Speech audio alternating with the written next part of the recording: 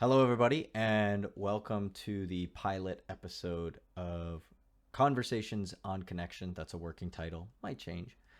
Uh, we're gonna we're gonna discuss a whole bunch of stuff on the podcast. So if you like what we're talking about, feel free to stick around. A little bit about me. My name is Connor. Uh, I have a master's degree in communication science and a background in media studies. I really like to examine the way relationship dynamics work from both a philosophical and a practical stance in our day to day life here in the modern age. And I've brought two of my good friends here to sort of discuss some of the trials and tribulations of um, connection in an age where I think a lot of people are hungry for more than they're actually getting. So I'll pass it off. Leah, if you want to introduce yourself first. Sure. Hi, I'm Leah. I'm a clinical exercise physiologist and owner of Empowered RX, which is a trauma informed health coaching company that helps women reclaim their health after disordered eating and trauma. And in my spare time, I love nerding out with science and literature and music and my dog and exploring. And I am really fascinated by how people think and act and behave. So excited to talk about stuff. Do you have socials you want to plug? Where can we find your business? Yeah, you can find me at Leah Hantman Coaching, which I'll send you it so you can kind of post that, and then Empowered RX. Cool. On Instagram? Yeah, both on Instagram. Great. Tom? Tommy Flynn, as people call me in the gym. I own my own gym, Team Lift Gym, on Instagram. Check it out. Um, I like to train myself, and I like to teach other people how to train towards their own goals, physical or otherwise. And I think I would characterize myself as very willing to go into conversations, no matter the depth. I kind of just like to send it into things. So this is a great medium for me, I guess. See where this Cool. goes. Cool. Well, thank you guys. Thank you guys for joining me. Hopefully, we have some fun with this. And if anybody's watching enjoys, great. So, I'll open it up to you guys. Was there anything that happened this week that inspired you to have a topic you guys wanted to discuss or anything? I had a really random thought when we were discussing ideas. Okay. We were talking about dog hair, and I was thinking about people hair. And I am, I have no idea why this is the case. Don't judge me for it, but I'm a few steps less attracted to someone if they have short hair compared to long hair, which is silly because it's just hair. And I have no idea why. But if you like Photoshop short hair on someone, I'm like, I don't know. It's very odd. Okay. So, we'll dive right in on attraction. Leah, do you I love have an it. opening remark on that? I love it. Well, so I immediately think about um, there's studies about femininity, and it goes back deep in time where fertility was seen as women who had really long, wavy hair, full breasts, or curves, and had like a color to their skin. It indicated vitality and fertility. And so I think we're actually programmed in our DNA to be more. I think men possibly, or people are more programmed in our DNA to see women who have longer hair, maybe more curves, things like that, as maybe more attractive. That's my gut instinct when I think about it. Yeah, that Probably. Yeah. I think that Also, makes sense. I've never known someone really closely that I've developed an attraction for who had short hair. So I bet that would be a changing experience. I bet if I get to know someone, like that always happens. You're like initial attraction, and then there's like getting to know people attraction is kind of like separate Mm-hmm. criteria.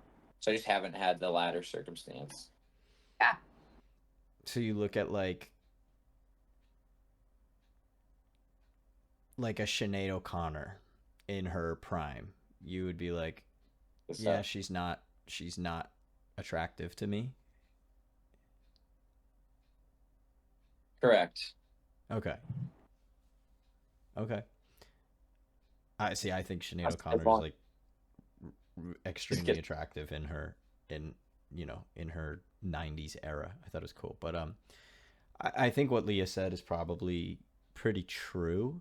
I know when get it comes to facial attractiveness, there are also like some pretty highly reported metrics on what makes a face more attractive, and one of the three is um, I believe it's sexual non-dimorphism is the correct term, but it's basically the trait that makes a female face appear feminine or a male face appear more masculine.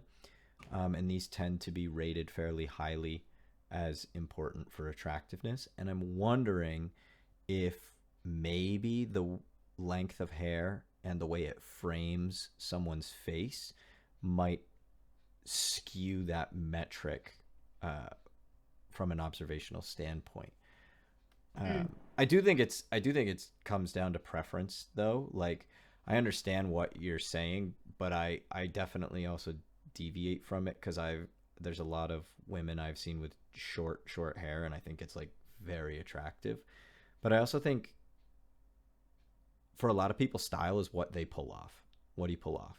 Like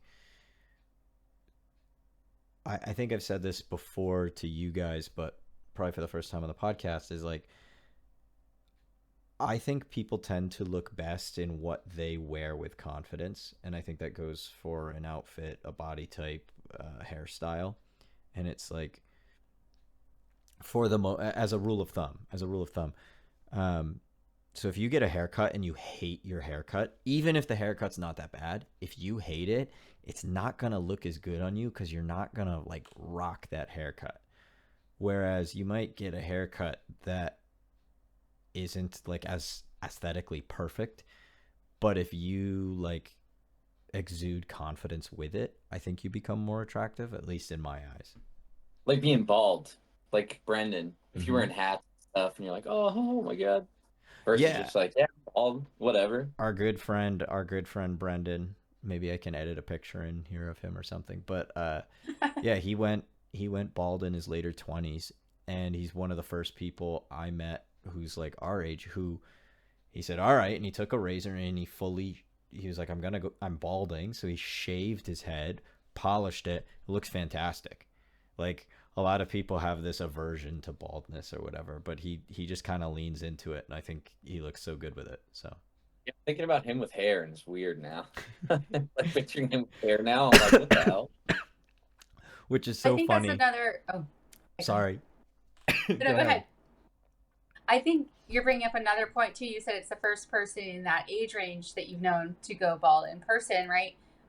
I think that short hair is equated more to aging, and inherently aging in our society has a negative connotation Mm, with it. Like you're seen as having lesser value as you age as a woman. I think a lot of times men are shown see like have more value as they age in some Yeah, regards, like from a societal stereotype. this is an interesting topic. It's like the perceived value of a male or female as we age. It seems like it's flipped. Yeah. flipped? How? We've talked about that. What do you mean? Like, um, like the perceived societal value of a woman as like maturing and then like gradually going down as they age, whereas for men it's like gradually going up and up and up as you can contribute, I Oh, guess, or whatever reason. Yeah, definitely feels that connotation or weight. It's like a feeling of that's the case. I think this largely has to do with social norms on power dynamics. I don't I don't know how familiar you guys are with French and Raven's social power, but this was an area of interest of mine when I was in my graduate program, and I was doing some research into relationship and social dynamics. And French and Raven's social power was really cool. There are essentially five types of social power that are interwoven into any interaction you have with people. Um, Mm. and I want to make it clear when I'm talking about power in this context, power is your ability to influence someone else's decision making or behavior. It's not like necessarily your ability to command someone. It's quite genuinely, can you get someone to do something you want them to do? If you can, that's power. And the very easy way to understand this is the 5 types. First, you have reward power. So like, if I want you to do something, I can pay you. Like, I can give you a reward, and if you do it, I'll reward you. Second type is coercive. This is, if you don't do what I ask, I can punish you. Third one is expert power, where if I'm asking you to do something and you perceive me as very knowledgeable in this area, you'll probably just do it. So a lot of doctors, for example, if the doctor tells you take this medicine, a lot of times we kind of just say, yeah, okay. The fourth is referent power, which has a lot to do with how charismatic you are as a person and what sort of social standing you garner with other people. Are you really likable? If I really like you, I'm probably just going to do something. And then the last one is legitimate power, which I find legitimate power funny because I think a lot of people don't realize what the word legitimate means. Legitimate means ordained by society. Ordained by society. So someone with legitimate power is someone our society says this President. Person should, yeah, you should listen to this person. Could be a politician, could be an influencer, could be listen to your elders. It could just be someone older than you. So with that very brief explanation out of the way, I think we have to look at the types of power that men and women are often pushed toward or filtered against as they age. And I think you will see interesting effects. For example, men who have traditionally held higher earning positions throughout history, and again, we can look at that and say, well, a lot of that is patriarchal norms, which isn't necessarily a good thing. As men get older and their wealth increases, their reward power increases. So their ability to influence people gets higher and higher and higher. And where women have been hamstrung on this historically is a lot of women's social power came from this same sort of beauty through fertility aspect that Leah mentioned earlier, where it's like, you know, oh, you are young and attractive. With that sexual appeal, your reward power is high. And if you lose your sex appeal over age, because we all age, your power diminishes.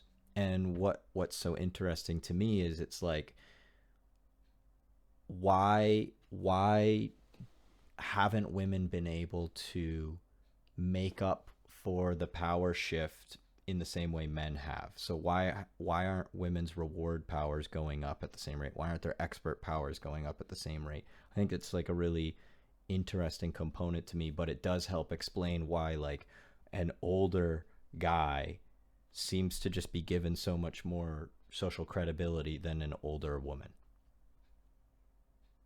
So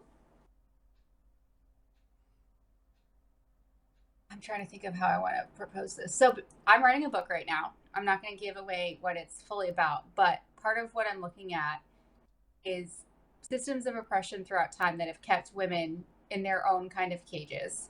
Thinking of beauty standards, social norms, things where, like you're talking about, women aren't given the same social, I guess, standard that men are as they age, right? And I don't know if you've heard of Michael Foucault's position of power.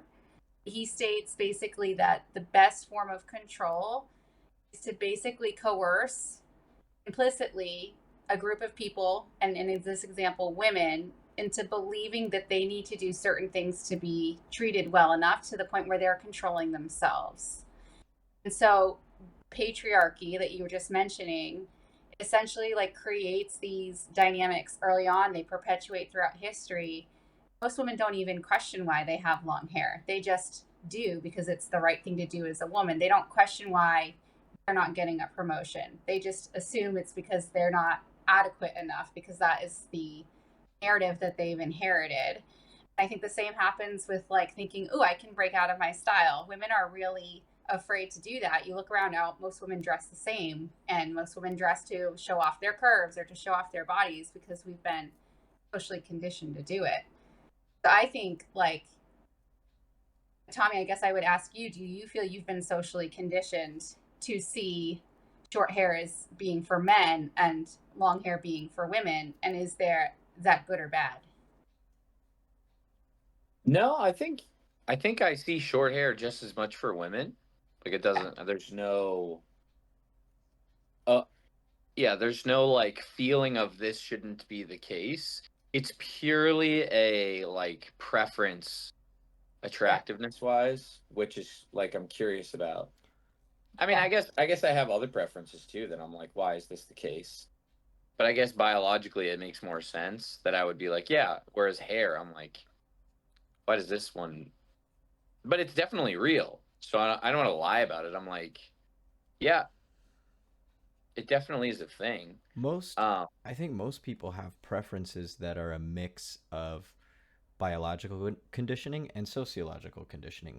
Yeah. Like, and a lot of the sociological, I would emphasize, is subconscious, right? Like, it's very rare that, for example, let's say I was really into blonde women because blonde women are advertised more. Like, it it wouldn't be me saying, "Oh, I'm into blonde women because I see them more." It would be like, "No, I'm just I don't know why, but I'm just into them more." It's really hard to discern what was conditioned versus what is just sort of innate biology. Um, I think I just inter haven't been attracted to women with short hair a lot ever. I think if I was, then it would be a pattern that's like broken. Because I've had that for a few, like I've dated people where it kind of broke my mold of what I thought was attractive, and then just kind of opens things up. Or Mhm. I've like talked to people and gotten to know them, and then it like opens up a new path of what I find attractive, and it just kind of, it's kind of like, it sounds silly. It's kind of like eating food. It's like when I was young, I was super picky, and I'm like, I like chicken fingers and cereal. And then I'm like, holy shit, look at all this fun stuff. And then like Well, and to your point, you short said you don't have really any women you're hair is close cheese with. for me right now.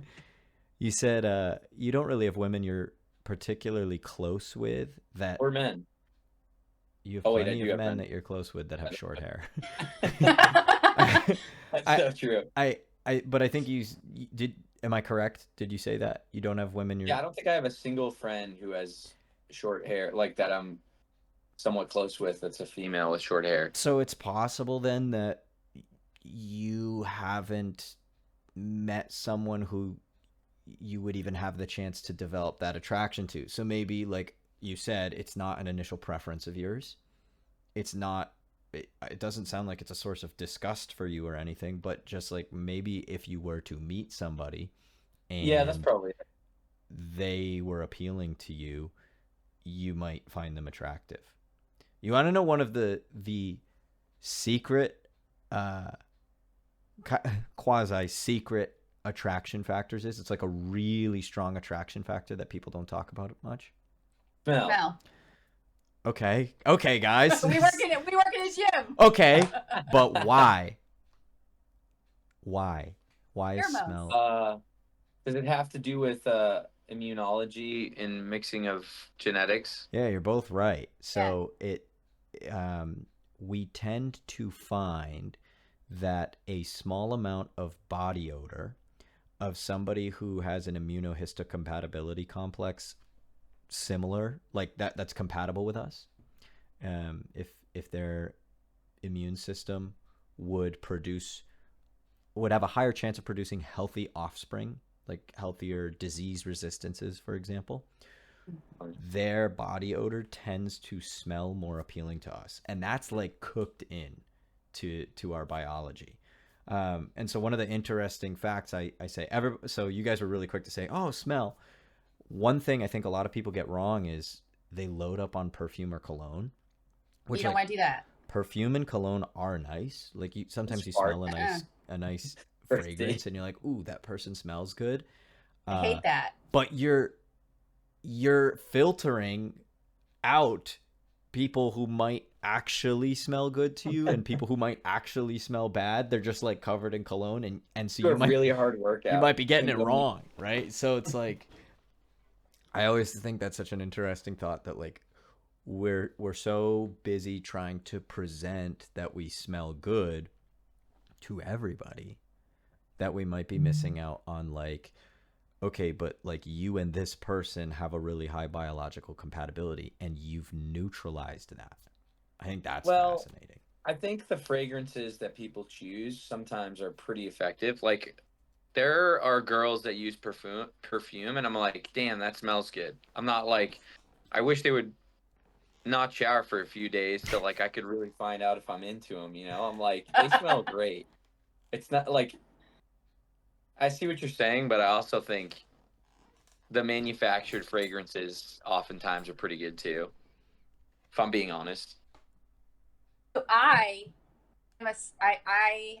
identify as a super taster and a super smeller, meaning that I have the ability to smell and taste at like a level I feel like that is more than maybe Elevated. the average. Ooh. Yeah.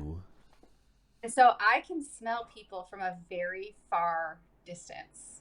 Huh. Interesting. How did you discover like- this power? Well, you work in a gym and you're around people who are just moving more, which I think gets things going a little bit more smell wise, you know? No, I can sniff like Greg changed a medication he was using and I could smell it through his skin. I could tell like I can tell very much. I can like shift. It feels like you can smell fear or like hormones too shifting, which is a really strange thing to say. Mm-hmm. But if you were to like I could smell you from like 5 feet away. I know that sounds really weird. It's not like I'm actively trying to smell you. No, you're like just when aware people of are it. standing around me, I'm like aware of how people smell. And you part might of the ask other present. people like, "Oh, can you?" And other people like say, "No, I can't." Is that what you're saying? Oh, sorry, what? Like other people who might also be standing in the group might not notice, but you seem to. Yeah, and that's so been like a interesting. recurring thing. Yeah. Or like let's say like, you know, sometimes when you like maybe forget your laundry and it's a little too long in like the washer by accident, I will smell if it's just even like slightly too long. Whereas like I might say, I gotta I have you can't smell tell. my fridge. Like, yeah, is this turkey still good? Is this? So you can smell the fridge in the gym is like, yikes. Oh God, that was awful. Yeah. Still? Yeah, to me that was so strong. Still so strong. Yeah, it's still pretty bad. Whoa. Yeah. Interesting. So what's weird is like I never have the thought this person smells good, this person smells bad. Well, that's not true. Sometimes people smell good and bad, but like it's more like information. It feels like. I felt like that. Addition, yeah. I know that like close friends that I have, like borrowing their clothes and stuff, I would recognize whose clothes it is if I never, like I just grab, even if it's clean. I'm like, I can just smell their I know this is Tyler's or Chris's clothes. I can smell it. Sounds like a funny bachelorette party game. Like everyone everyone throw blindfolded smell everyone test. throw a t-shirt in and who is each member of your bridal party? Who is each member of the groomsmen? Do you guys want to hear a story? I'm not proud of it, but I'll share it. Do it. Let it rip. Okay, so I used to work at UMass Medical School, and one of my very close friends worked with me, and she was pregnant. And we smelled this noxious odor. So our gym was below like 5 different levels of science labs. And this noxious odor was so pungent to me, it felt like something was seeping through the labs into the gym. And so we walked around and we could smell it, but to me it smelled like something very dangerous. Yeah. And so I was like, we got to get the pregnant woman out. We got to get all the members out of the gym. Like it was bad enough. It ended up that the guy that had headphones on the treadmill, it was him. Oh no. Oh no. He's the only person we didn't clear. And so, because like he was still running, he like ignored us a little bit, and so then, and yeah, Did he find out that everyone left because he smells bad? no, luckily, He's no, just running around. it's just still running. And as soon as he walked by the desk, we could like You're smell like, it more closely. oh, Yeah. that's So I tough. evacuated a whole gym filled with people because my sense of smell was like so strong to me. Well, you know Yeah. what? At Bad. least it was in a gym. It would have been a lot worse if it was like in a plane. Right. That's tough. Yeah. But that is funny. Have you That's ever funny. had a previous partner that you were like less into because they smelled bad? Or not you just weren't into their smell? Yes. Not a partner, like a date. Like, Mm, and it's not even like they smell bad. It's almost like you can just tell it's not. I don't know how to describe it. oh, interesting. You're just I like, could just tell. Like I just felt like it wasn't chemistry, and it wasn't only because of the smell, but like the smell definitely. yeah, It wasn't bad. It was just their scent. right. I don't know, but that's like Wow. really strong for me. So like, That's funny. it's weird. So, Yes. okay, if we're talking like attraction factors, what are like a couple really things that are very, for each of you, obvious that like you pick up on really fast and that would attract you to a person, and what are some things that like would unattract you to a person really quickly?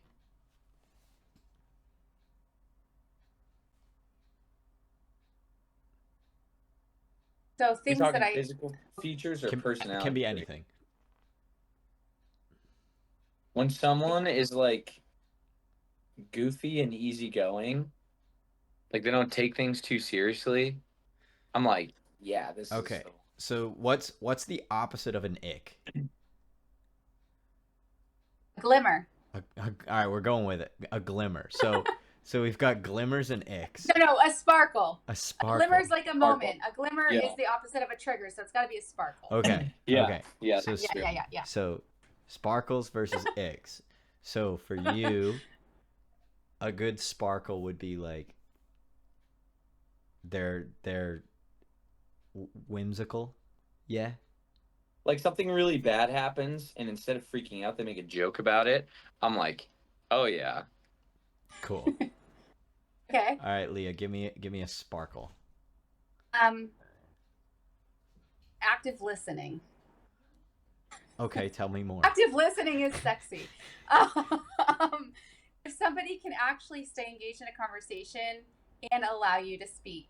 And I know that sounds so baseline, like in my experience, I have not had many men provide equal space to speak, and they have not as much listened very intently without feeling like there was like an ulterior motive. If that makes sense. So off of that, do you ever get the feeling if someone is listening too intently that it becomes like an interview, or like they're asking a lot of questions? Do you ever get overwhelmed by that feeling? Totally, because I'm shy and keep everyone at a distance. Fair That's enough. too much. Yeah, I want active listening, but don't ask too many questions. Yeah. Not too much though, just like the right amount. Okay. That's me being picky. Yeah, be nice and picky. Do you have an ick, Tom? Like a Ooh, I should have been thinking of that. Probably.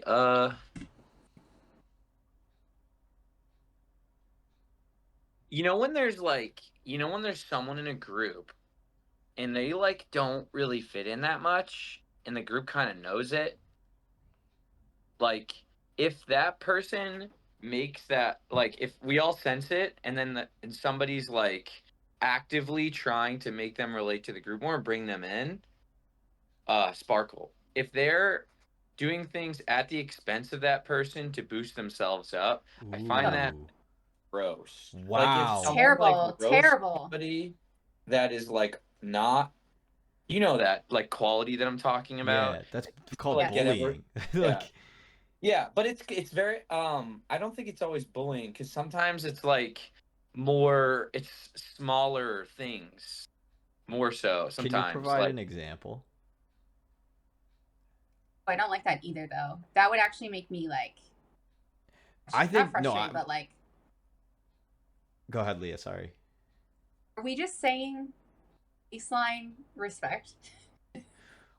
I think he's talking about like in a friend group, right? You all might tease each other, but like if there's 6 people hanging out and they're kind of like teasing each other, and you can tell one person is not quite at the same rapport level or not quite the same comfort level, and this person is kind of like digging at them, like Oh, yeah. you're picking on the weak link. That's kind of not cool. you're trying to relate with the rest of the group and build a connection off of your shared experience that this one other person is weird. Yeah, yep, Mm. yeah. That It's to me I'm awful. like Ooh, and the you're a person's not in coward. the room. Is that what you mean too? That's Like probably more less it would be more respectful they did it while they're there, I guess, but it doesn't matter either way. Yeah, I'm just saying Yeah, it's more I agree. common when the person's not in the room, where they're like, yeah, our 6th friend who we all hang out with, I fucking hate that guy, or like he's so weird. Yeah. Here's another one that I don't know if it's fair, but it's just something about it's just something that I feel. Someone is really insecure. Hmm. What does that look like? I think the like uh active conversational process of saying things purely to try to like validate who you are instead of like just fucking it's okay. I don't know. Like you don't have to um there's two aspects I think this shows up that like to me I'm like can we stop? One is like a poor me complex, and one is like a one upping complex. Okay. Both of those Yeah. things, I like can't. I like get kind of. I get uncomfortable, and I'm like, I don't think that I vibe with this person very well. Which is, I think, super fair and also kind of tricky to navigate when dating right now, especially because like I probably do.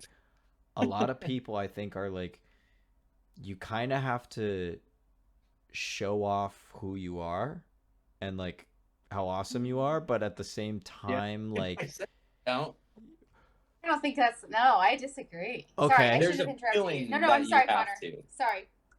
no, fight me on this. I think like when it comes to dating, there is this pressure to appear like the coolest version of yourself. Um, like I don't show up on a first date and fart like right in front of her. Like like you have to have I some think sense that of self pressure is not presentation. society; it's insecurity. What? Because I do it too. I know I do it, but I think it's my own insecurity. I think dating is the context with which I'm most insecure, and I have those feelings the most. But of course you're putting yourself out there and being like, okay, do you like me? Like you're Yeah, but literally seeking approval. I'm commenting on like it's not a time period and a pressure that exists. Maybe it is, but like the reason it affects me isn't because others have put this pressure on me. It's like my own insecurity. It's like an internal thing that causes me to feel that way, not an external thing. At least that's what I think. Okay, Leah, I know you wanted to say something. Oh no, I'm just taking it all in. Okay. Yeah, Um, yeah.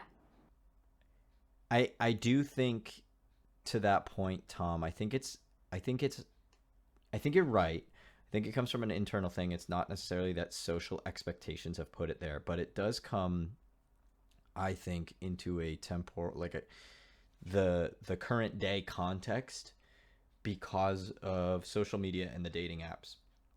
And the reason I think that plays in is everybody has so many potential alternative options beyond you. Like if I go on a date with you, let's say we match on Hinge and we go on a date, right? Who's to say you don't have 10 other matches all as attractive as me or better that like you could go out with the next day. You know, it feels like there's so much more pressure to appear great, to land like another date, or to get that approval, because the number of alternatives is so high. Whereas, yes, you might be insecure, and yes, people were probably always to some degree a bit insecure when dating, but I think like the less competition there is in the dating pool, the less pressure there is to be perfect. You know, does What that make about sense? what about the perspective though of like, man, there's so many fish in this sea that if they don't like me for being really like just me, then I can just that's okay. Wouldn't that be freeing? If there's so Yeah, many I think that's a thought that you have to force yourself into. The feeling oh, of if you're just existing is scarcity, or at least for myself. I think it Like, might be gendered. yeah, yeah, I would imagine. Like, I have never in my life been really into someone, or like even just thought they were attractive and had them come up to me and express interest in me. Mm, That's never happened to me in my entire life. same. hmm, interesting. Have you Okay. had have you had Leah? Have you had someone who you have found attractive, a cold approach you? Have you ever had that happen? Yeah, I've ended up dating people that way. Yeah, and I think that's Actually, part. Meg was probably no. I approached her. Yeah, and I helped you. Like, No, Val in eighth grade. Never mind. I'm such a lying piece of shit. I've had plenty of people do that. okay, Middle I don't school. know if It's been eighth like grade three counts per months. se. Like, I think that I don't know how transferable that experience is to an adult situation, but fair enough. I Hasn't happened in think a long time, I basically. I Yeah. think I also have yeah. Oh, no. Go ahead, I Leah. was just gonna say I also haven't been in the dating world in a very long Yeah, time. we could be So talking smack to you. You've been out of the game for a yeah, while. yeah. So So I would say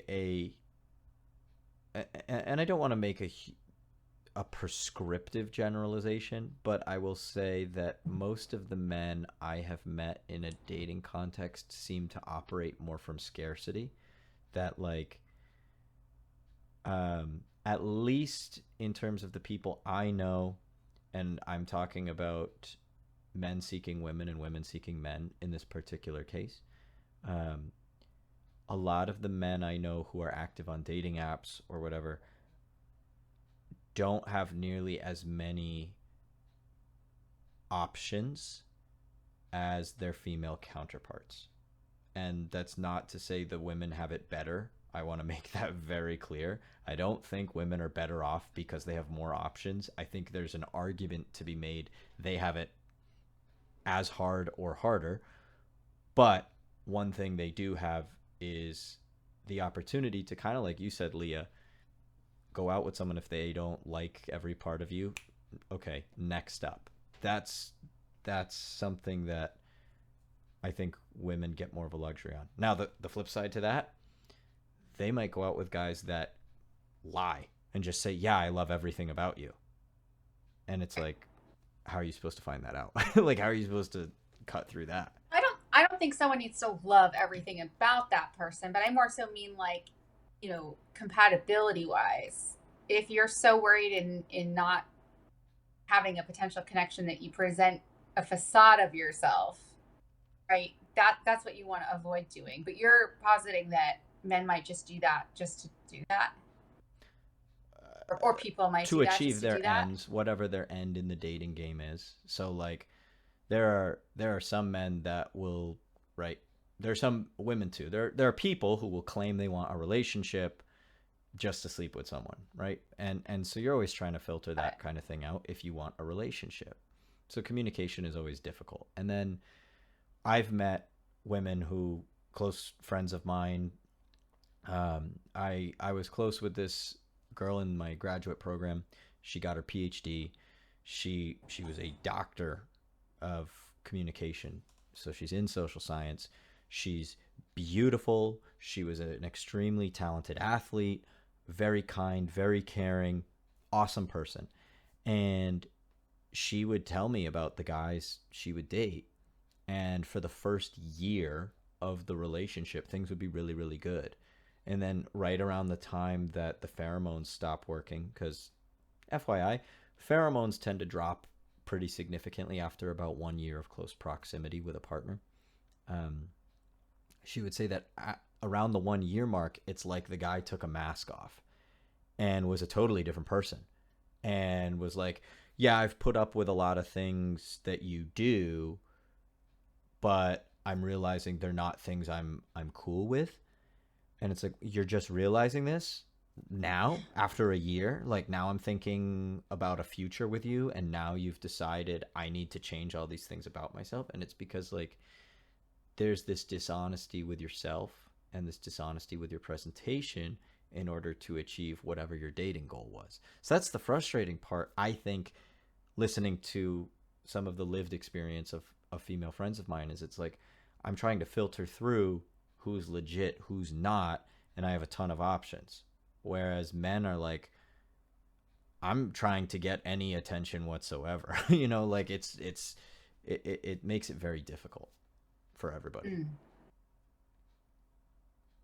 Interesting.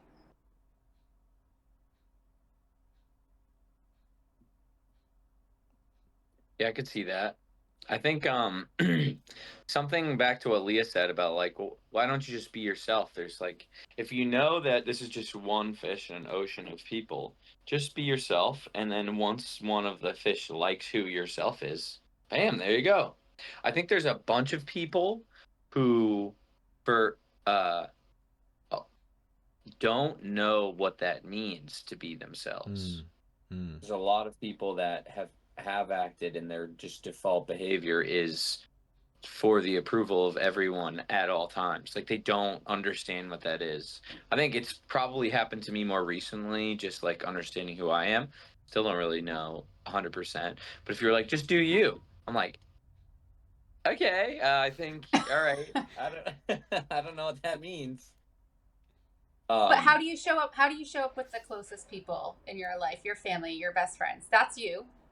Differently per person. I think obviously I have like this Venn diagram where the middle exists, and it's me. But there are differences between people I'm closest with, like how I show up, like how I am with Connor versus my mom, versus with Tyler, versus with people at the gym, versus when I'm going to date someone, and like who who am I in this circumstance with this person that I'm dating? Like, should I choose one of those other people? It's like how you should act is it's challenging. Yeah, and I've also learned, as someone who's been told I have an intense personality, I tend to, like, for simplicity, let's reduce everyone to a binary. You fluctuate between intense and carefree, for example. I tend to be on the intense side.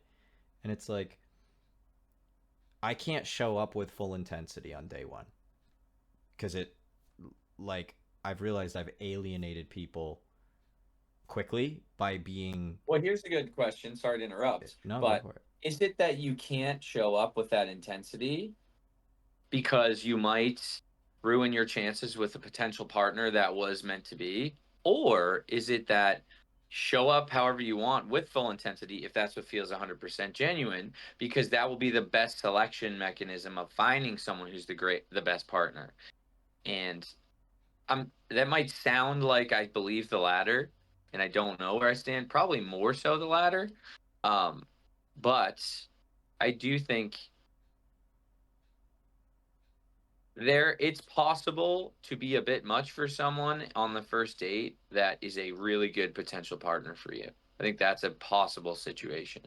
So, given that, I I agree, but only to an extent. You're both coaches. I'm a teacher by trade, and I've coached also. If you want to get someone into working out, you don't put them through the hardest workout on day one. If you want to learn a board game or learn a sport, it doesn't necessarily help to be thrown onto the varsity field when you, like, I've just arrived. This is there's potential for this to be interesting to me, and we're like, oh, we're all gonna play this board game, and you don't know the rules, but I'm just going to tell you all of them and then expect you to play. Like, I just That's what D&D was for me. and I here's love the it. thing. But here's the thing. I think that's a personality trait too. Are you the type of person who can hop into the ring and just like hold your own and fight through that discomfort? I think that's an awesome trait. I don't think everybody has that. And as a teacher, I've always been very inclined to be patient and try to help, like, okay, I want to get you to here. I got to walk you there. I can't throw you all the way up. So will you sometimes meet those people who can handle it right away? Yeah. And I've met some of those people, whether they're a romantic interest or not. I've made really good friends that way. Where it's Those are like, how I meet all my best friends. what? That's how I meet all my best friends. Yeah, well, and it's very easy to make that connection, but there are other ones that like I also have some pretty solid connections with people that didn't get it right away.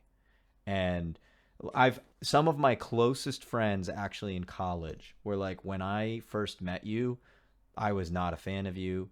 I didn't want, like, people would invite you to hang out and I didn't want you there. And they're like, now you're my best friend. But it's cuz like I was kind of forced to stick through that period of like learning about you and understanding you. And once I understood, now I'm like, oh, it's cool. Like, now I get it.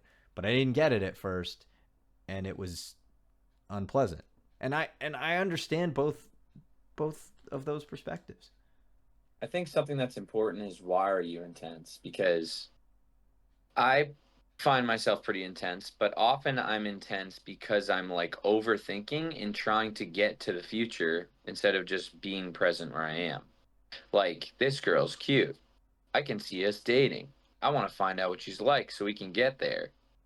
Like, instead of just like, who's this? Like, So you have an the attachment to the outcome. exactly. Yeah. That's something that will make you, if you're intense because of your attachment to a outcome you have in your head, I think that's a problem. I mean, it's just going to Yeah, cause you some distress in your life. I was similarly thinking like it's almost a form of, I think we all seek control, like we're human. It feels better to have predicted outcomes and to Yeah.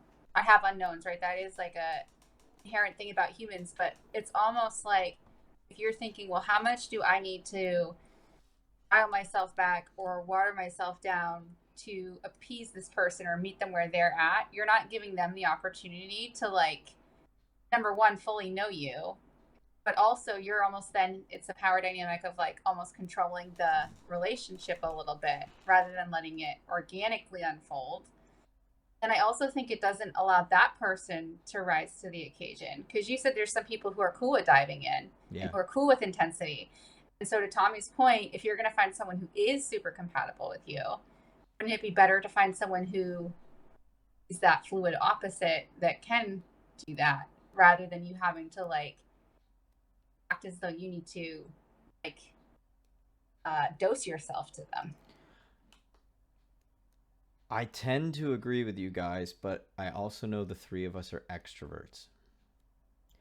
And we That's true. tend to have high social batteries and seek out intense, all three of us seek out sort of intellectually intense things. And maybe that means those are the same people we should surround ourselves with. Like maybe that's exactly it, you know? And it's that simple. But I have had very good relationships with very introverted people where I have had to take into account what they have the energy for Yeah, that and makes try to just be sense. mindful. Yeah, that makes sense too. That makes sense. Or what's your ick and your sparkle? Ooh, gosh, I think my ick, man, poor oral hygiene. Oh, yeah, that's a good one. Like, I've met some really cool people, but like, if I'm like looking and I see yellow stains on your teeth, I'm like, oh, it's tough. That's tough for me. from an attraction standpoint. It doesn't mean like I don't want anything to do with you or anything. It's just like, Yeah.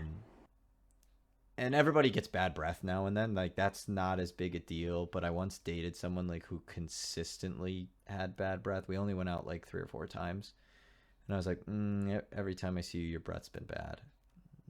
I don't really want to kiss that. So it's probably my ick. Smells, man. Smells. Smells. Smells. It's powerful.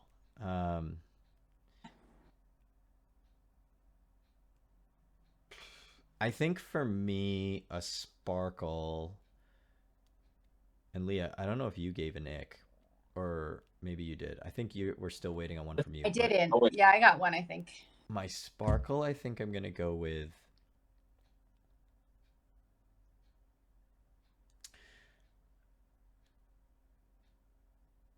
Big butts. For yeah. Actually, Connor's he likes. Never mind. Likes little ones? That's an ick for Connor. I don't think it's that simple. Anyway, no, I think for me the sparkle I'm gonna go with is like, do you have a hobby? And what I mean by this, maybe hobby's the wrong word. Do you have a discipline? I've gone on a lot of dates with people whose hobbies are like watch Netflix, hang out with friends, read. Those are all fine things. I like doing those things. None of them are a discipline. None of them are something that you are working on to better yourself, or something that you are determined to do, even when you don't feel like doing it that day. Like for me, it's really that's something so attractive is when someone has a discipline, whether that's I'm into fitness, and I like, even on days where I don't want to go to the gym, I go to the gym because it's important, or I'm a musician. Anybody who's been a musician knows that sometimes like you just don't really feel like practicing, but if you were willing to put in the time and effort and energy and discipline to develop an instrument skill, that's really cool. Same thing with art, right? So for me, a really big sparkle is, do you have a discipline or a hobby based in practice of something? Even if you're not a master, I don't need you to be super high level. I don't need you to be the goddess of fitness or the best singer I've ever heard or anything. But like, is there something you build for yourself, for yourself? Like, I do this because I love it and I want to get good at it. I think that so attractive. Sparkle. For sure. What you got, Leah? Big ick energy. Big ick energy? That's All right, what's that mean? I mean, it's the people who drive trucks and attach the ball sacks to the back. Or the people who compensate. Oh yeah. Okay. Like, you know what I mean? Like but it's like so clearly a lack of confidence that they go so overboard in the other direction. They neg you. They're constantly making people the butt of jokes. There's like, they seek out the power dynamic. Yeah. Big ick energy. I'm all set. So you don't all set with that. You're not big into Mr. Suave who's putting on a show for you. You don't like that. I hate that. Did people used to try that on you? Yeah. I feel like do you have a specific memory or something? Because it sounds pointed. I love it. No, I just think like men at the gym love to mansplain fitness at Globo gyms. They love to come up and like, I don't know, like actually flex at you. Like the amount of times I've been flexed at. What? Really? No yes. way. No, it happens, you guys. This Insane. happens. It happens. Tell me more. This like people are so like, they'll come up next to you and they'll like look at their own bicep while they like curl, and like then they'll look at you and like it's just like, it's really You see this? it's really bizarre stuff. I also had a guy that was like, "Ooh, I'm gonna like pick you up and Wait, like take you for physically? the." Actually, Tommy might know this guy, so I can't say his name. Wait, I gotta hear it. You gotta say it. I can't say it now. Edit this out. Yeah, well, give him a fake Yeah. name for now. What does it rhyme Give with? him a fake name. Wait, is our chat visible to Chat everyone? is not visible. But I'm not reading Nope. chat, so give me a fake name. Oh, I am reading chat, apparently. You don't remember. Okay. Did he so work anyways, there? He's like, no. Oh, okay. No. This was before I worked there. So back in 2012, I went there for CrossFit myself.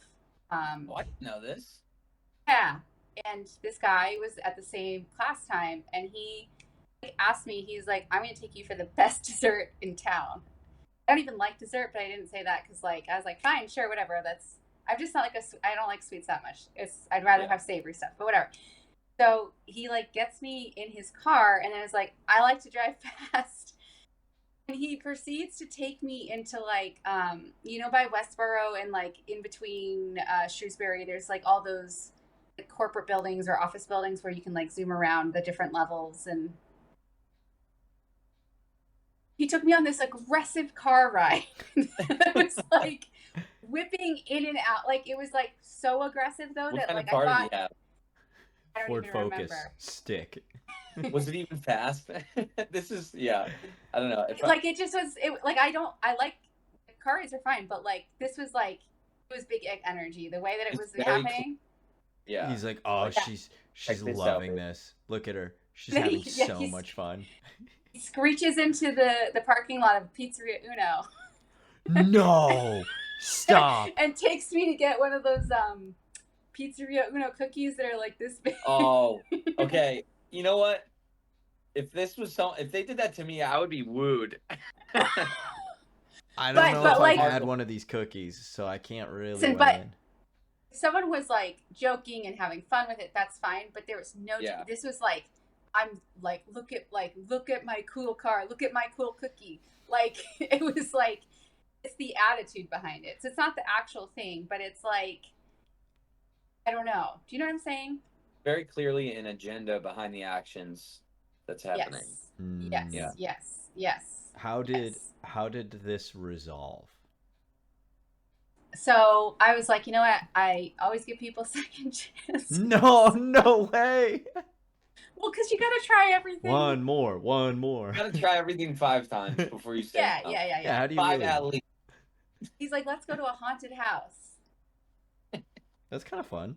Can be. I love horror. I love spooky. I like getting scared. With this type of dude, that sounds horrible. Also, he probably hid behind you. So he screamed like, oh no, the whole time, like so over the top, like wah!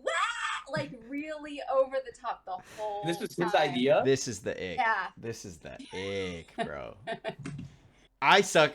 I can't judge. I suck at haunted houses. I went to a haunted house with a girl last year, and I was absolutely behind her. She was the brave one. I suck at them, but I would never be like, baby, I'm gonna take you to this haunted house. Like, trust. And then be like, oh. Yeah. Listen, like, I think if you get scared, that's totally fine.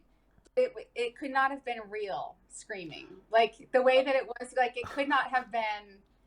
Like, do you know what I'm saying? Like, it felt performative. Even performative. It was like very over. Yeah. So, like, I'm totally fine if we got genuinely scared. Like, cool. That's not the issue. It's like the way that it was done was like so crazy over the top. Deep. Yeah. You know what's interesting to me is like I hear these experiences and then like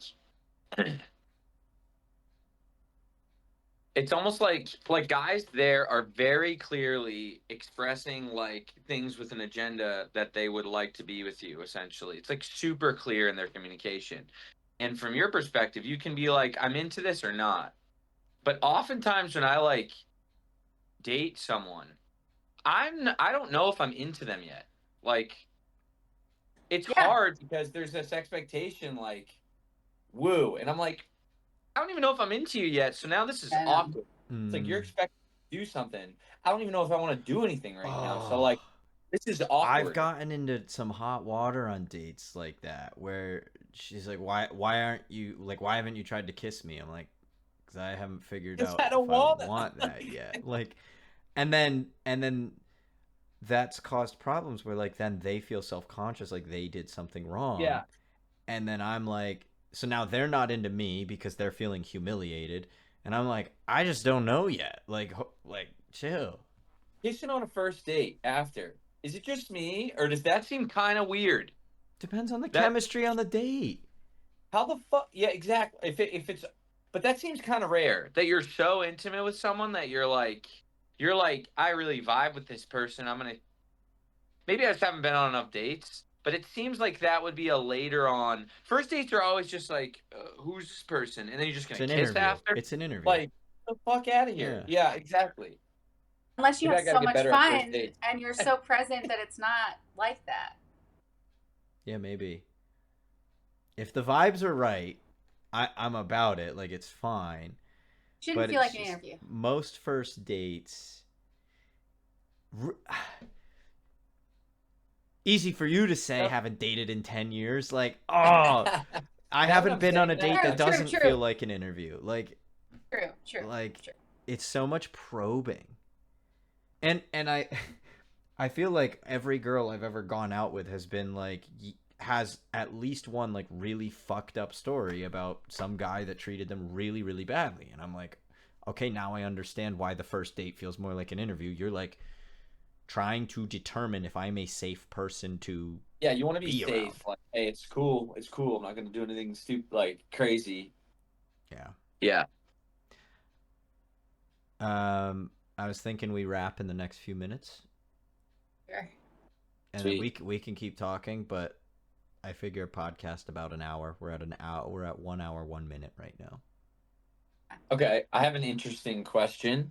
So I think that having a partner with certain qualities that you think will be really helpful for you in a sense that they're the same as the qualities you like is pretty obvious. For example, I back to the Ix and Sparkle things. I was just thinking like if someone's really courageous versus being a little bitch, like if they're scared of something and then they like do it, I'm like, fuck yeah. Because I also want to be that way. But I have a question that is, do you have aspects of someone that you want in a partner that's different than you but complementary? What are those Yes. things? Like, what do you want in someone that is different or even the opposite of you in a partner?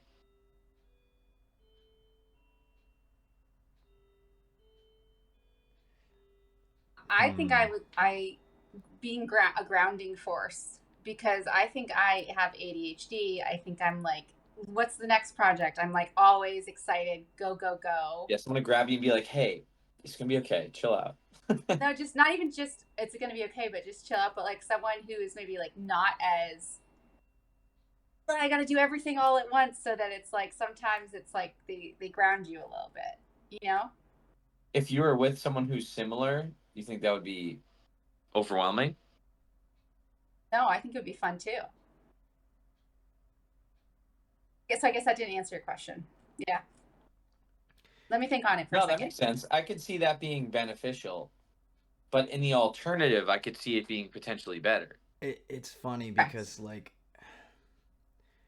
I've dated people who have had complementary traits to me that I have found beneficial, but I've also felt sad about it. So I'm kind of similar to Leah, where like I can be mentally like pinballing around in the clouds, and they could like bring me back right back down.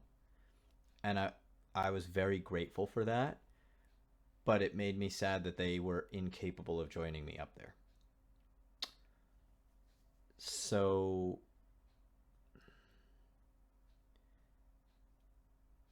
like yes, there are things that I think complement me nicely and I appreciate them, but I don't necessarily want them to inhibit the way I am. either, if that makes sense. Yeah, I have one.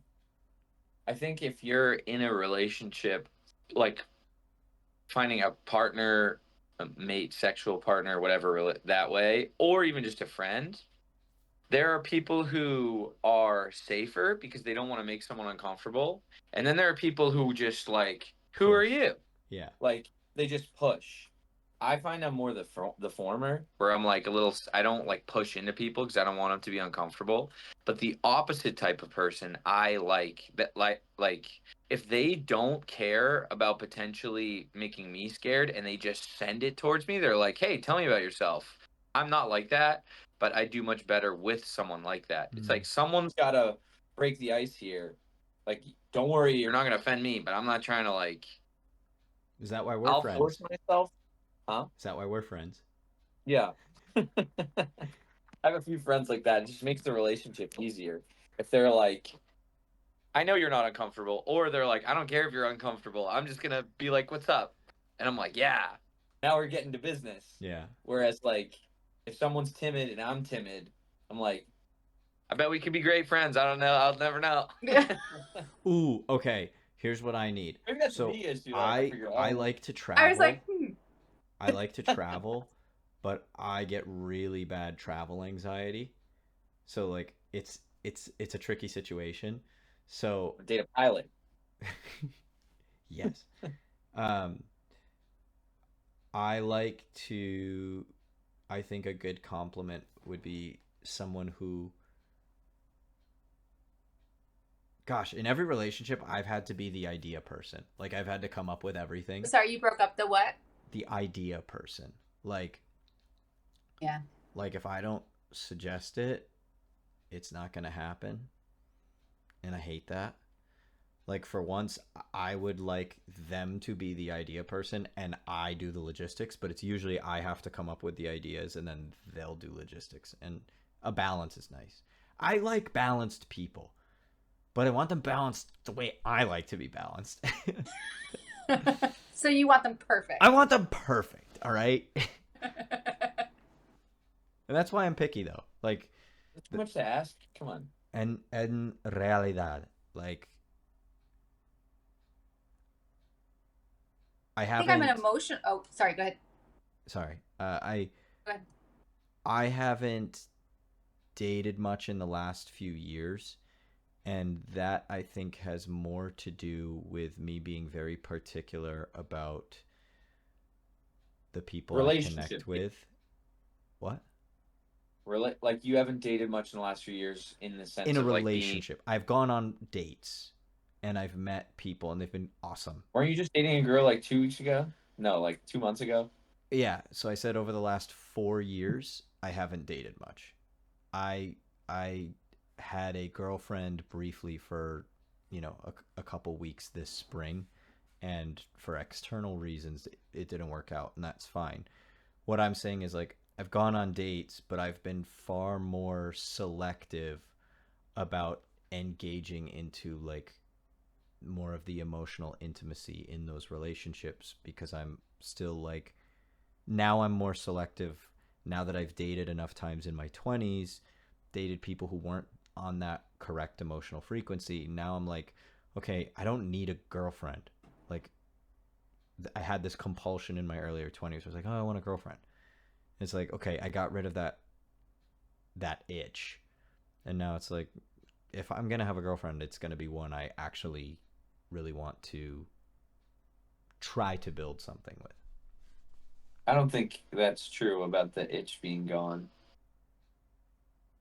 Is it ever gone completely? No. Like, I'm single. I enjoy dating and I enjoy giving people affection, but I'm just saying I'm way less likely to jump into Yeah, I think that's true. a solid relationship, or trying to make a relationship into a solid relationship that doesn't belong. Sorry, Leah, I cut you off. Or No. I cut you off. Yeah. I think I'm a very emotional person, but also very guarded. mm-hmm. So for me to let my walls down in like an emotionally intimate way with someone, I do need them to be really stable and trusting and like consistent. but over not time. not clingy. I hate clingy. I can't do clingy. Like I will. Clingy Like seems that like the is agenda. Seems like there's an agenda behind clingy. You dealt with clingy today. when. Remember? Yeah, yes. Yes. A work situation. So yeah. Like yeah, it's weird. It's weird. I like feel like I will hold myself back a lot emotionally, not even intentionally, but until I deem that person a safe space. And I don't mean like safe space like they have to like go move mountains or anything, but they're not a dick. They have integrity and their values align. I feel like that's not too much to ask. It's not. Yeah. Hard to find. Not too much to ask. Yeah. I think that's a really good point. I think we're gonna wrap there for the day. This was our. You be careful. He's been waiting to do that. I've been waiting that's so gonna long. become your job. That's gonna become your job on the podcast. Yeah. So Oh, that's perfect. careful with that. Thank you to anybody who does take the time out of their busy schedule to give this a listen. If you do, we hope to come up with some more topics that we want to discuss, and I do want to put it out there that if there's ever, you know, a topic that you would like to hear us discuss, please feel free to leave anything in the comments section. Happy to go through and read any of that. Any feedback you have, even on the technical side. This is our first episode. I am new to podcast editing. Would like to see this go well. So if there's issues you hear in the audio or something wrong with the video, let me know. Would love to get some feedback on that. So thank you, everybody. We're gonna sign out. If you guys want to say goodbye too. Adios.